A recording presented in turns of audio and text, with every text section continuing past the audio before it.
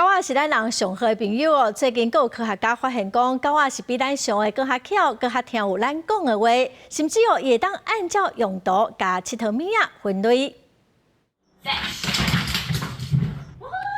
甲狗仔耍咧拼我球的游戏。 好。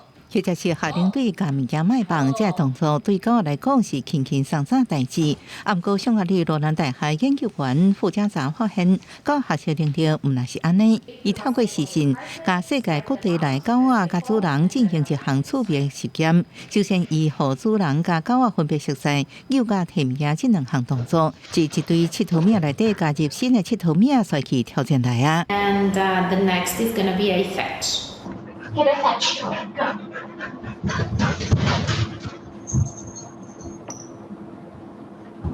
Okay.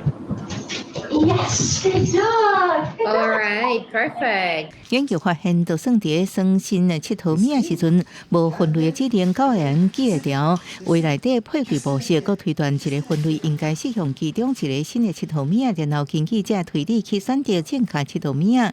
参加实验的这7只狗仔被要求诱或者是摕转来佚佗物的时阵，正确率比随机较悬，显示因用依照用途，毋是外观来进行分类。 In this study, we wanted to test whether gifted word learner dogs can extend verbal labels, that is, the names of objects, to items that share the same function, even if they do not look similar, even if their physical appearance is not similar. And this is something that human children learn relatively late in their development. 这研究证实，毋是针对毋是有限物种内底也有甲位数相关的分类能力。研究人员相信其他种类也有这种特质，打算扩大实验规模，互更较侪狗仔来参加。公司新闻张惠敏编译。